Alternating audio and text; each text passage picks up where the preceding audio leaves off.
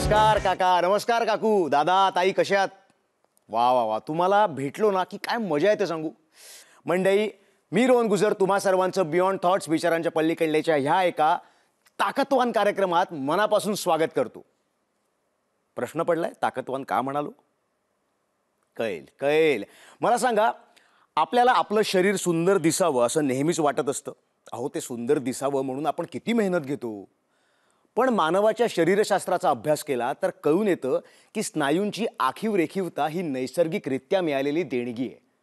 त्या स्नायूंना कष्टाच्या कामानं अथवा व्यायामानं आपल्याला पीळ देता येतो. त्यातून सुंदर असं पिळदार शरीर कमवता येतं. पण पूर्वीपासून शरीरसौष्ठव हे पुरुषांसाठी राखीव होतं. यात महिलांना संधी नव्हती किंवा महिला त्यात भाग घेताना दिसून येत नव्हत्या. पण आपल्या आजच्या पाहुण्या महिलांच्या शरीरसौष्ठवाबद्दल आपल्याशी बोलणार आहेत. चला तर मंडळी, आजच्या तरुणांच्या अभिव्यक्तीचा शोध घेऊया, विचारांपलीकडल्या अभिव्यक्तीचा. पाहूया ध्वनिचित्रफीत. एव्ही प्लीज.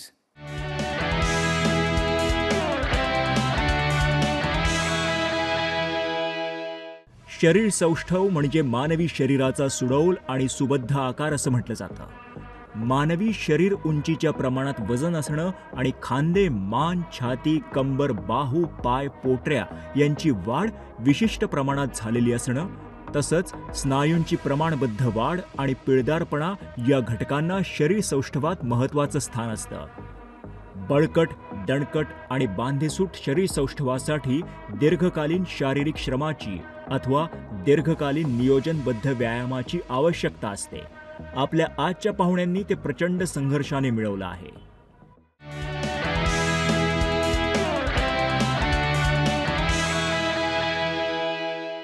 काय मंडळी, होणार आहे की नाही आपला आजचा भाग ताकदवान.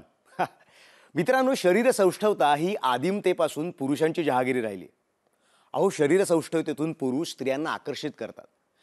पण मानवी शरीरशास्त्रानुसार स्त्री आणि पुरुषांना सारख्या स्नायूंची देण लाभली आहे. त्यामुळे स्त्रीचं शरीर सुद्धा पिळदार आणि बांधेसूद दिसू शकतं, ही आधुनिक कल्पना आहे. त्यात आपल्या देशात महिलांचं विविध क्षेत्रात आत्ता कुठं पाऊल पुढं पडतंय. अहो, आपल्या आजच्या पाहुण्यांशी कशा पद्धतीनं हे पाऊल शरीरसौष्ठवतेत टाकलं हे ऐकायला तुम्ही सज्ज झालाच आहात याची खात्री मी बाळगतो. चला तर मग स्वागत करूया आपल्या आजच्या पाहुण्यांचं, करुणा वाघमारे यांचं. करुणाजी, तुमचं खूप स्वागत आमच्या कार्यक्रमात. नमस्कार. नमस्कार.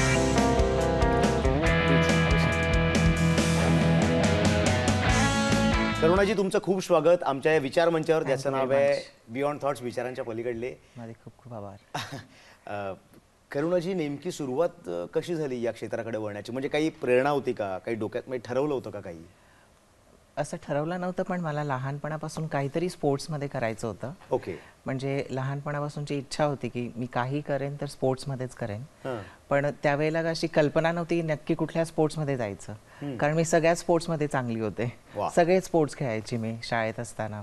म्हणजे रनिंग असू देत किंवा कबड्डी, खो खो, उंच उडी, लांब उडी, म्हणजे असे बरेचसे गेम्समध्ये होते.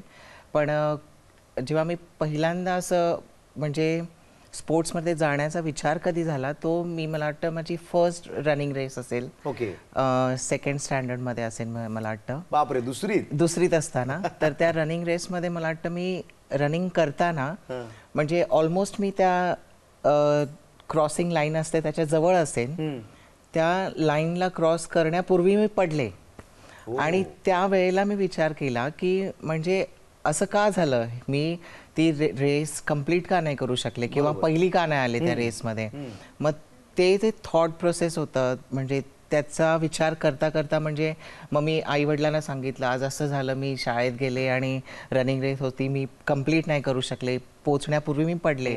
मग असं मानवी शरीर असं कसं असू शकतं की काही लोक म्हणजे ते कंप्लीट करू शकतात, काही लोक करू नाही शकत. तर आय वॉज ऑलवेज म्हणजे मी एकदम चूझी होते जेवणात. म्हणजे खायला चांगलंच जेवण आवडायचं. असं नॉर्मल जेवण जे माझे सगळे सिबलिंग खायचे ते मी नाही खायचे. मला स्पेशल हवं असायचं नेहमी. तर म्हणजे जेवणात वीक असल्यामुळे मला वाटतं असं वाटलं मला त्यावेळेला की हे माझा परफॉर्मन्स त्यामुळे इफेक्ट झाला असेल की कदाचित मी बाकी सगळ्या विद्यार्थ्यांपेक्षा मी वीक असेन माझ्या जेवणामुळे. मग तिथून मी सुरुवात केली की अगदी म्हणजे ह्या गेममध्ये चांगलं होण्यासाठी काय खायला लागतं ते मी खायला सुरुवात केली. वा. मग ते मला वाटतं त्यावेळेपासून मी एक्सपिरियन्स करायला किंवा स्वतःवर एक्सपेरिमेंट करायला सुरुवात केली की स्पोर्ट्समध्ये चांगलं होण्यासाठी आहार हा म्हणजे खूप खूप इम्पॉर्टंट आहे. मग ज्या ज्या गोष्टी मला आवडत पण नसायच्या त्या मी खायला सुरुवात केली, जसं ओव्हर इटिंग किंवा कारण मी खूप पेटीत होते, एकदम वीक चाइल्ड म्हणतात ना तसं. ओके. तर मग मी व्यवस्थित खायला सुरुवात केली, फोर्सफुली खायला सुरुवात केली इनफॅक्ट. आणि त्याच्यानंतर मग ते रनिंग रेसमध्ये म्हणजे शाळेत माझ्या रेकॉर्ड अजूनपर्यंत कुणी तोडलं नसेल एवढं मी फास्ट पळायला लागली त्याच्यानंतर. आणि नंतर मग जेव्हा मी हे सुरुवात केली रनिंगची, त्याच्यानंतर मग सगळेच स्पोर्ट्स मला आवडायचे, कारण इच्छा तर होती की कोणत्या स्पोर्ट्समध्ये पुढे तर जायचं आहे, पण नक्की माहीत नव्हतं की कशात जायचं पुढे. ग्रॅज्युएशन झालं त्याच्यानंतर पहिला जॉब म्हटलं असा जॉब हवा की ज्याच्यात माझं actual I was always active. तर मग माझी ॲक्टिव्हिटी कंप्लीट झाली पाहिजे, कोणतं सिडेंटरी जॉब मी करू नाही शकत. बरोबर. तर मग मी अशा ॲप्लिकेशन टाकत होते सगळीकडे. तर ॲप्लिकेशन टाकता टाकता मग त्यावेळेला एकदम इझी होतं की मुलींना ट्रेनरचा जॉब पटकन मिळायचा. And I was very fascinated about it. Okay. की एक छान जॉब आहे, त्याच्यात तुम्हाला एक्सरसाइज करायला मिळणार, समथिंग रिलेटेड टू स्पोर्ट्स. बरोबर. तर हा जॉब एकदम सुटेबल होता. इमिडिएटली मला सिलेक्ट पण केलं because I knew all the exercises before. आधीच माहिती होत्या सगळ्या एक्सरसाइजेस. त्यांनी सिलेक्ट केलं मला. ठाणे तळवलकरमध्ये माझा पहिला जॉब होता 1995 मध्ये माझं ग्रॅज्युएशन झाल्यावर. त्याच्यानंतर मग तो जॉब घेतल्यावर असं वाटलं की कुठेतरी माझं कमी वाटते मी बाकी सगळ्यांपेक्षा, मुलांपेक्षा, की त्यांची फिजिक वेगळी आहे, माझी वेगळी आहे. मग तिकडनं मी सर्टिफिकेशनला सुरुवात केली. त्यावेळेला मुलींना सर्टिफिकेशनची पण गरज नव्हती. तुम्हाला फिटनेस फील्डमध्ये यायचं आहे तर तुम्ही असंच फिजिकली फिट आहात तर तुम्ही करू शकता तो जॉब, कारण एक्सरसाइजेस तर सगळ्या माहिती आहेत आणि इतरांपेक्षा फिट आहात, इतर बायकांपेक्षा. तर पण तरी मला वाटायचं की नाही, कुठेतरी आपण कमी आहोत. मग तिथनं माझी सुरुवात झाली सगळे सर्टिफिकेशन करायला, कारण एरोबिक्स घ्यायचं होतं मला, कारण बरेचसे तिथे असं थोडं शामक दावरचं डॉमिनेशन होतं. त्या मुली जरा वेगळ्या प्रकारच्या एक्सरसाइजेस वगैरे डान्सिंग स्टाईलमध्ये घ्यायच्या. मग मी म्हटलं नाही, इकडे तर आपल्याला पुढे जायला पाहिजे. मग मी सुरुवात केली. मी फर्स्ट माझं सर्टिफिकेशन केलं रिबॉकचं एक्सरसाइजमध्ये. ते सर्टिफिकेशन कम्प्लीट झालं. त्याच्यानंतर मग मी I was almost very highest paid trainer in Bombay, you can say. Wow. त्याच्यानंतर ते झालं. त्याच्यानंतर मी अब्रॉड गेले. अब्रॉडवरती क्रूजवरती काम केलं. तिकडे भरपूर अनुभव मिळाला मला. तिकडनं परत आले. त्याच्यानंतर मी ठरवलं आता I got enough experience in fitness industry, I have to start something of my own. मग स्वतःचं चालू करायला ठरवलं. आणि त्यावेळेला मग मी विचार केला की कुठलीही व्यक्ती आपल्याकडे एक्सरसाइज करायला का येईल, आपण काहीतरी एक्स्ट्रा ऑर्डिनरी असलं पाहिजे तर ती व्यक्ती मोटिवेट होईल आणि आपल्याकडे ॲडमिशन घेईल. पण माझे हे सेंटर्स चांगले चालू होते आणि त्यावेळेला मी माझं जेव्हा फर्स्ट सेंटर मी ओपन केलं आणि माझी एक स्टुडंट होती, ती फ्रिक्वेंटली US ला ट्रॅव्हल करायची. मग तिने एक फिटनेसचं मॅगझिन आणलं होतं, ऑक्सिजन मॅगझिन. तर ते ऑक्सिजन मॅगझिनचं कव्हर पेज होतं mother of 6 having 6 packs. And that is actually the turning point of my 6 pack and my fitness and my body building journey. तर ते इतकं फॅसिनेटिंग होतं, ते जे हेडलाईन होतं त्या कव्हर पेजचं. मग त्या 6 पॅकच्या जर्नीसाठी मग मी बऱ्याचशा लोकांकडे गेले. बऱ्याचशा लोकांनी मला मिसगाईड केलं. त्याच्यानंतर finally I met with mister Kaizzad Kapadia, K11 owner.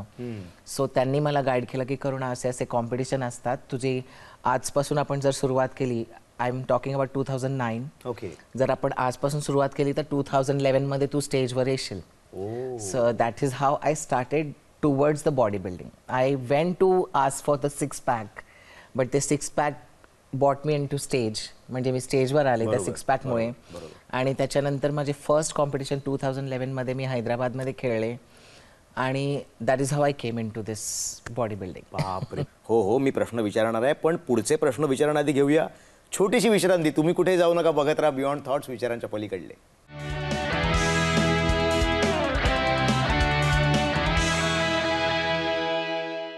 मंडळी, तुमचं पुन्हा एकदा स्वागत बियॉन्ड थॉट्स, विचारांच्या पलीकडलेमध्ये. मी रोहन गुजर आणि आज आपल्यासोबत आहेत करुणाजी. करुणाजी, तुमचा हा एवढा कमाल प्रवास आहे, पण ह्या सगळ्या प्रवासाकडे तुमच्या घरचे कसे बघत होते? म्हणजे त्यांना हे पटत होतं का, किंवा त्यांचा विरोध होता का, आणि तुम्हाला कधी फाईट करावं लागलं का त्यासाठी? स्ट्रिक्ट खूप होते माझे वडील, म्हणजे कोणतेही मुलं मित्र असू शकत नाहीत असे प्रकारचं वातावरण होतं घरात. फक्त अभ्यास आणि स्पोर्ट्स ह्या 2 गोष्टी अलाउड होत्या. वा.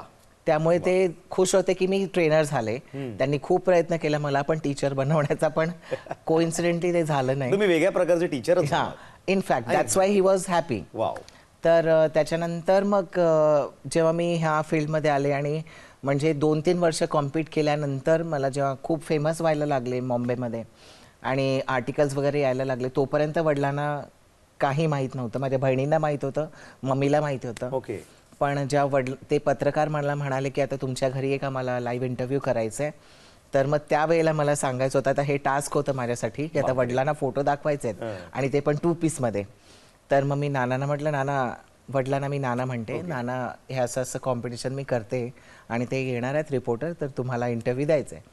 But his reaction was so satisfying and I was so glad that he was, त्यांना वाटत होतं की आमचा मुलगा काहीतरी करावं body building, because he himself was a body builder, gymnast आहेत ते खूप चांगले. क्या बात आहे. तर त्यांना असतं ना की मुलाने करावं ह्या क्षेत्रात, कारण त्यांना कल्पना नाही की मुली करतात. मग त्यांनी जेव्हा बघितलं तेव्हा he was very happy. Like आता ते खूप गर्वाने सांगतात सगळ्यांना माझी मुलगी बॉडी बिल्डर आहे म्हणून. पण करुणाजी, हे क्षेत्र तसं खूप चॅलेंजिंग आहे. रोज काहीतरी नवीन इन्फॉर्मेशन येते, रोज काहीतरी अपडेट येत असतो. मग ह्या सगळ्यांना तुम्ही कसं फेस करता, काय कसं सामोरं जाता? ॲक्च्युली मी आणि माझे मिस्टर, बेसिकली माझे मिस्टर, त्यांना खूप आवड आहे बॉडी बिल्डिंगची. तो मला ॲडव्हान्टेज आहे. वाव. की ते त्यांचा खूप सपोर्ट आहे आणि त्यामुळे ते नेहमी अपडेटेड असतात. आणि माझे 2-3 फॉरेनचे ट्रेनर पण आहेत ज्यांच्याशी आम्ही नेहमी टचमध्ये असतो. ओके. त्यामुळे जे काही अपडेटेड आहे, जे काही नवीन येतं ते आम्ही स्वतःवर एक्सपेरिमेंट करतो आणि मग ते लोकांना सांगायला जरा सोयीस्कर जातं. म्हणजे आता जे नवीन येणारे ॲथलीट्स आहेत किंवा मुली आहेत, स्पेशली मुली मला खूप अप्रोच करतात की मॅम तुमच्यासारखी बॉडी बनवायची आहे. असे बरेचसे, म्हणजे दिवसातनं 2-4 मेसेज तर असतातच तुम्हाला फेसबुक थ्रू किंवा सोशल मीडिया थ्रू. मग त्यांना सांगणं हे सोयीस्कर जातं आम्हाला की असं नाही, अशा प्रकारे करूया.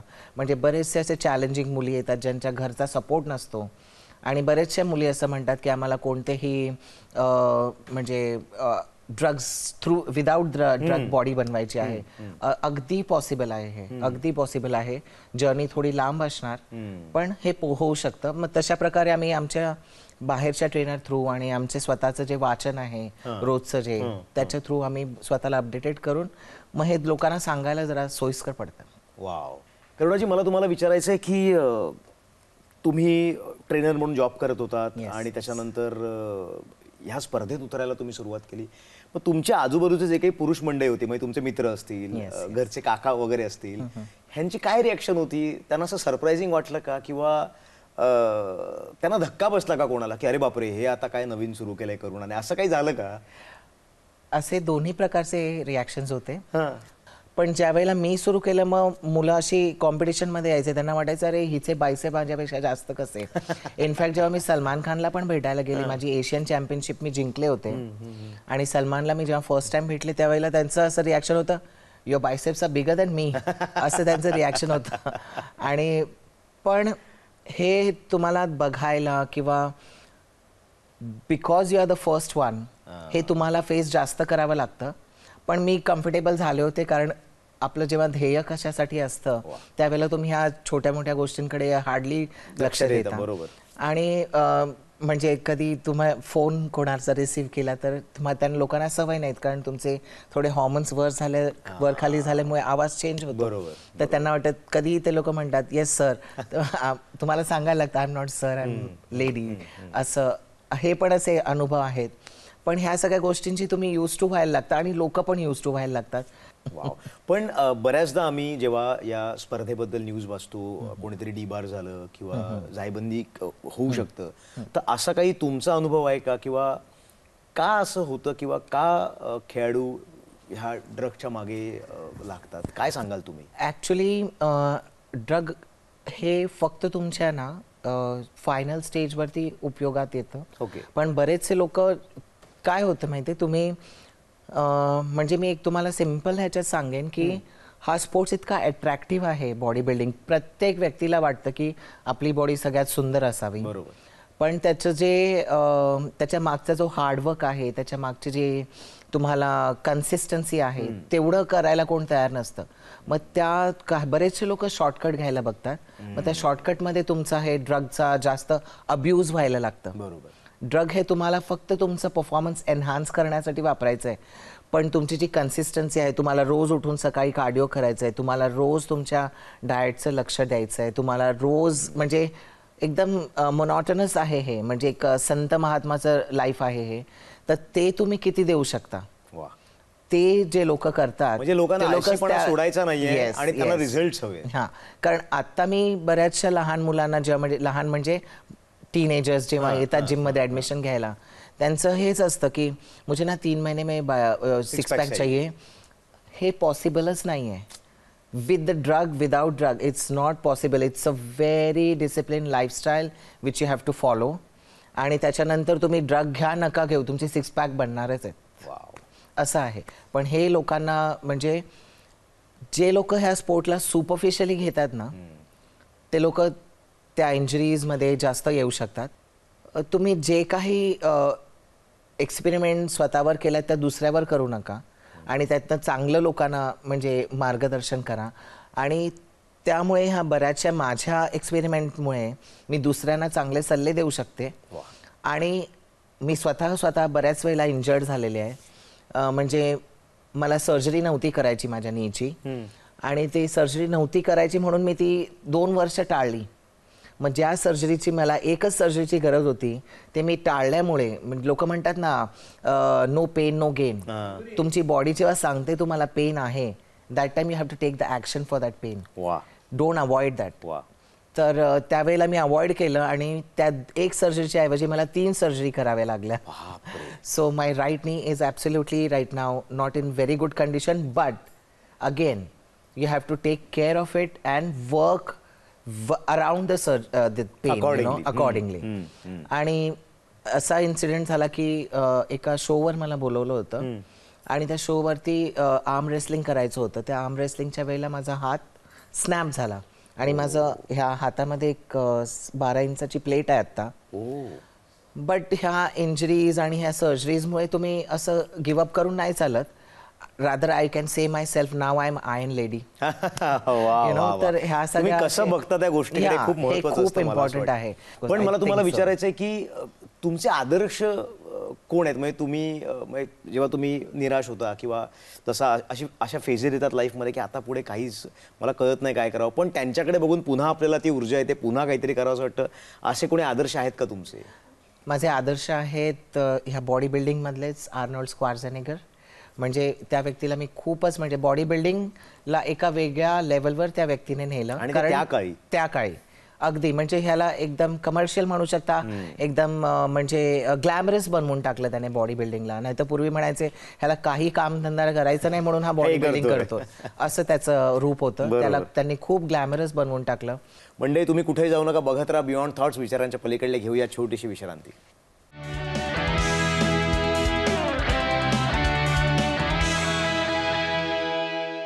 मंडळी, तुमचं पुन्हा एकदा स्वागत बियॉन्ड थॉट्स विचारांच्या पलीकडल्यामध्ये. मी रोहन गुजर आणि आज आपल्यासोबत आहेत करुणा वाघमारे.